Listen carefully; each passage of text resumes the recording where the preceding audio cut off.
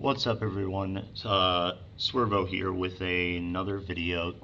Today we're going to be going through our review of Unit 6, which is on quadratics. I'm going to be referencing this document, which I have on Google Classroom. It's all of our quick notes consolidated into one PDF. So if you want to copy it down, or you can ask me in class. I can even make you a copy if you want one, and you will be able to use that on the test. So with that being said, let's get into it. All right, so I'm going to go in order, but when you're doing these, I want you to practice like if you are stuck on a problem, move on, try the ones you can, and then come back to the ones that you are struggling with, and maybe something will kind of click and you'll understand it. All right, so it says consider the parabola on the right. Write an equation of the parabola in vertex form. So if I look at my 6.1 notes, the first lesson we did this unit, we see the three forms we've focused on: intercept form, vertex form, and general, or what I usually call standard form. We're going to be using vertex form because that's what the question asked us. So vertex form is, this is going to be a kind of a longer video. Y equals x minus h, there's an a there. So y equals a times x minus h squared plus k. Remember, h comma k gives me my vertex. So this problem, what we'll do is we will identify the vertex, which you do want to be careful with the scale. This vertex is at 1, 15, 16, 17, 18. So h is going to be 1, k is going to be 18. I can plug that in, and then remember what we'll do now is we'll use another point that we know is on our graph, and we can use that to calculate a. So the other point, remember, a point is an x and y coordinate that satisfies the equation. So this point is pretty easy to see. It's my y-intercept, so it'll have coordinates 0, 15, 16, 0, 16. And what I'll do is I'll plug in 0 for x, 16 for y, and then I'll figure out what a is, and I can erase it and then plug in a. So here we go. Y is 16. A is what I'm going to solve for. X, in this case, I'm plugging in the 0. So 0 minus 1 is negative 1 squared plus 18. Now I'm going to do this kind of quickly here. 1 squared is 1, so this would give me a plus 18 equals 16. Subtract 18 from both sides. You should get a equals negative 2. So I will erase that a, replace it with the negative 2. Now what's nice is all of these forms, the a value is going to be consistent. It's going to be the same thing. So once I solved for a using vertex form, I'm not going to have to do it again.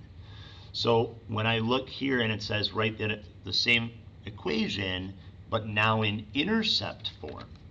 So I look at intercept form. This deals with my x-intercepts. So if I can identify my x-intercepts, I can easily write this in intercept form, and I know what a is. A is going to be negative 2. So here we go. I look at my graph. What are my intercepts? I have one intercept at 4 and one intercept at negative 2. So what does that mean? That means my P would be 4, Q would be negative 2. But remember, that negative sign here is going to kind of affect it. So it's going to be y equals a negative 2 times x minus p. But if I plugged in negative 2, minus negative 2 turns to plus 2, and then x minus 4.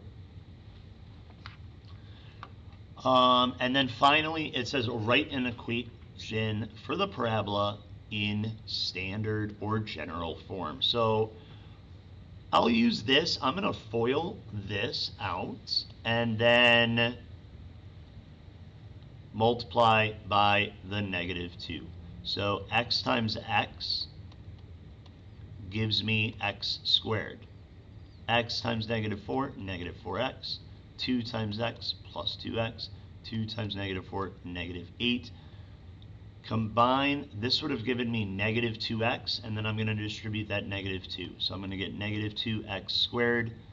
This would be negative 2x times negative 2 is plus 4x minus 8, and we are done. All right? There's going to be one problem like this on the test where you do have to either graph a parabola or from a graph write the equation in a specific form. Let's move on to number 2. The table of values represents a quadratic function. Write an equation for the function. So I'm looking here, and I have a table. And if we look at our y values, remember we have these repeated y values. Negative 1, negative 1. Negative 4, negative 4. These, remember we did this in class, because of the symmetry of a quadratic, we're going to have these repeated values, and in the middle is going to be our vertex. So we know our vertex is negative 1, 0. So we will write this out. We're going to have x equals, I'm going to use vertex form, x minus h plus k. So y equals h is, what is h going to be? Negative 1. So this turns into minus negative 1, which is plus 1 squared, plus 0. So I don't need to write anything for k. I do need to solve for a. So I'm looking here and I'm trying to figure out what's the easiest thing to plug in. I like plugging in zeros for stuff. So if I plugged in negative 1 for y and 0 for x, so that would give me 1 squared, which is 1. So a is going to equal negative 1.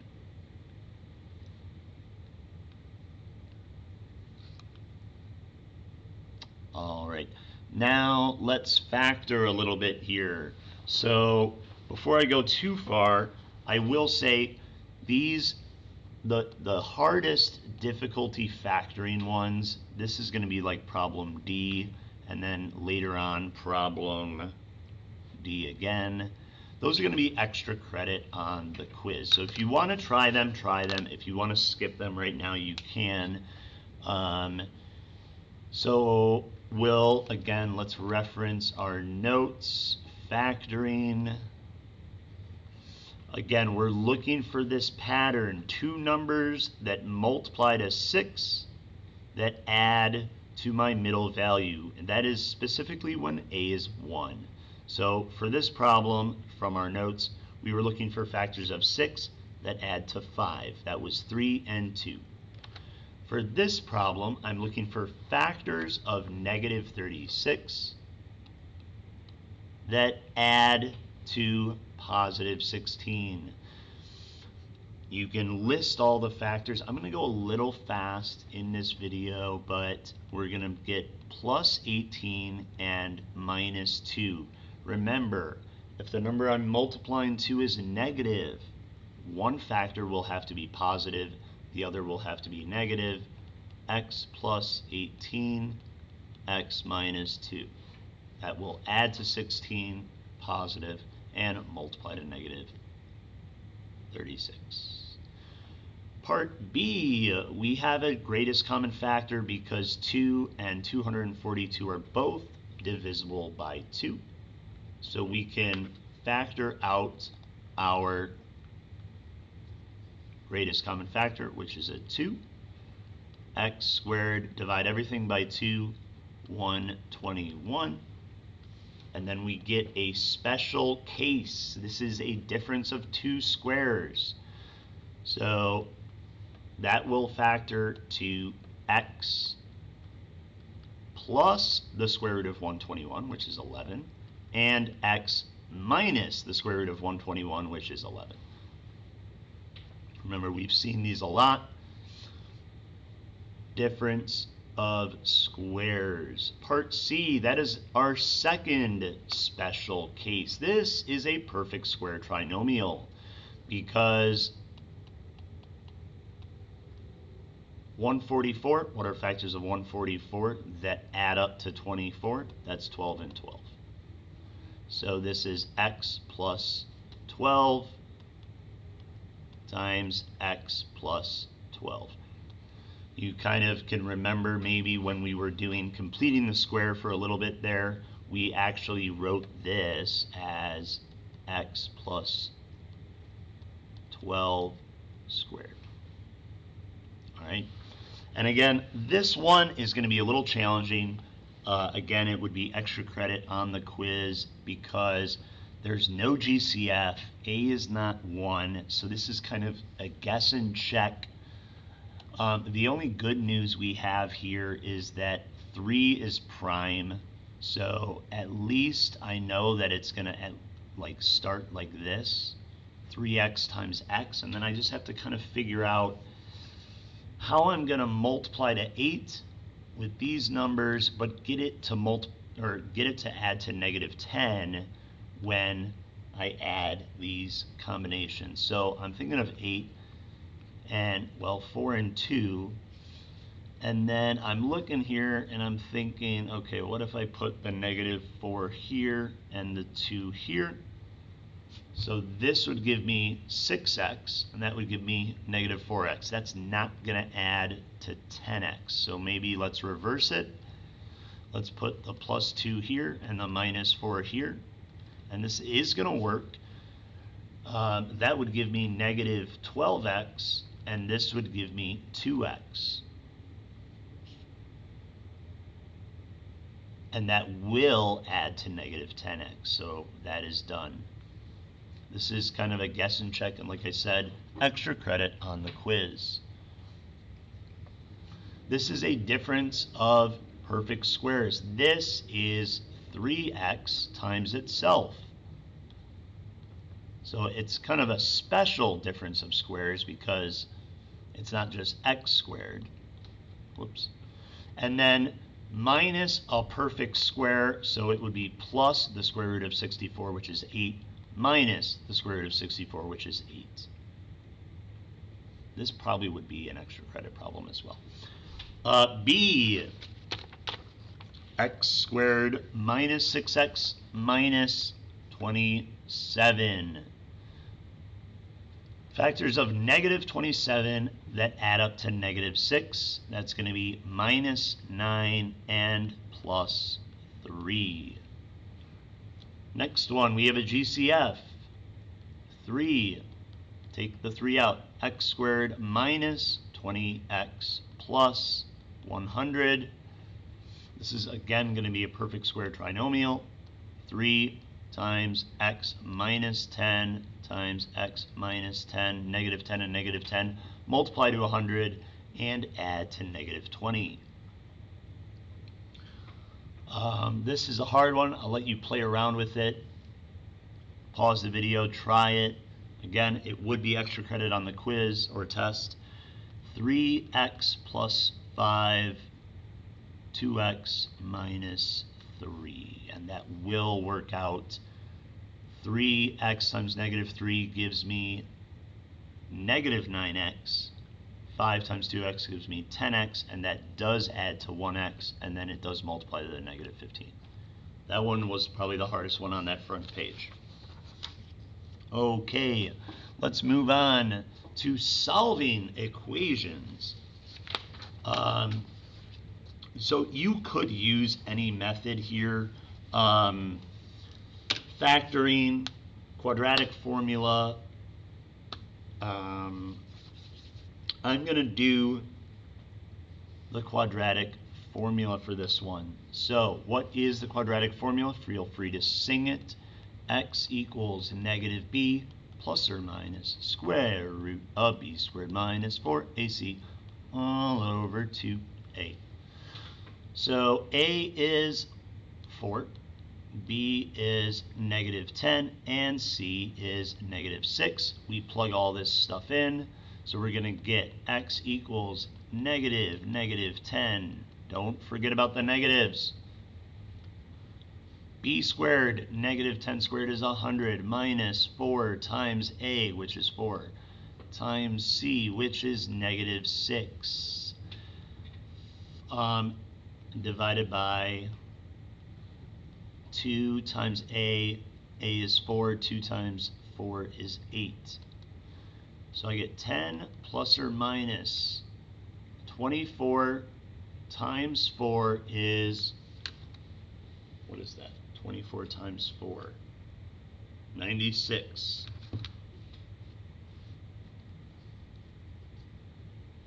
What is the square root of 196? It is, what is it, 14?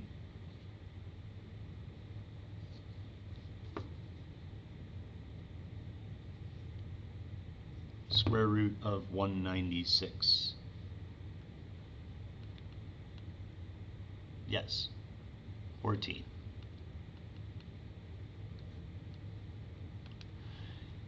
Okay, and now I do want you to try to reduce this. So 10 plus 14 is 24 over 8, which will reduce to 3. And 10 minus 14 is negative 4 over 8. So we get 3 and negative 1/2.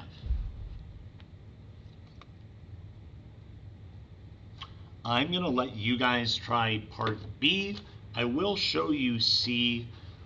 This is already factored for us, which is great. So we're going to utilize that zero product property. If a factored quadratic equals 0, then one of the factors must be 0. So basically what we'll need to do here is take our factors with a variable in them and set them equal to 0. So when would 6x minus 4 equal 0? Add 4 to both sides and then divide by 6. You'll get x equals 4 over 6, or 2/3. When would x minus 2 equal 0? Well, when x equals 2. That one is a little easier. When there is a coefficient in front of x with your factor, it's helpful to set up the equation equal to 0 and then solve.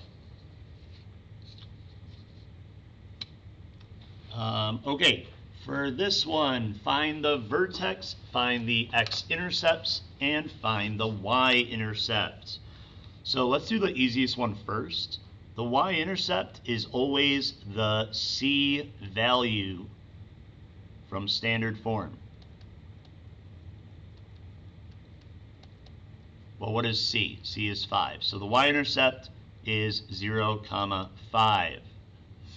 The vertex, this was old, so a lot of us probably forget this formula, but if you're given standard form, the vertex is negative b over 2a. So x equals negative b over 2a.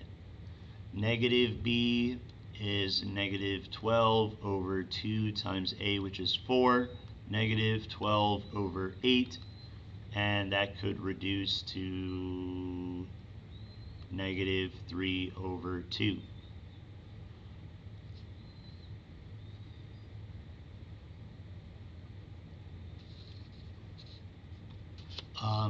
To find the x-intercepts, I would probably use the quadratic formula. I'm going to let you guys try that. I just did one like it.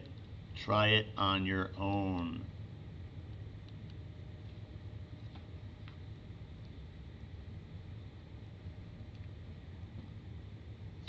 All right, and then finally, number 7, distribute and simplify the following expressions. Okay, so 3, what does it mean to square something? Multiply by itself. So we get 3 times 2x times 2x gives me 4x squared. 2x times 5 gives me 10x. 5 times 2x gives me 10x. 5 times 5 gives me 25. So that would be 20x here. So when I distribute the 3, I'll get 12x squared. 3 times 20x is 60x, and 3 times 25 is 75. And we are done. All right, now distributing with imaginary numbers. Be careful. X times x, x squared. X times 3i, 3ix, minus 3ix, those cancel. And then minus 3, nope, 3 times 3 is 9, minus 9i squared. These cancel. Remember, I squared is -1. So this turns into x squared plus 9. Tricky. Be careful with the I squares. Remember, I is equal to the square root of -1. I squared is equal to -1. This is going to give me the difference of squares, 2 times x squared minus 25, and then distribute 2x squared minus 50. I'll let you guys try D. And I'm going to let you guys try to finish the rest of this on your own. And I will see you guys in the next video.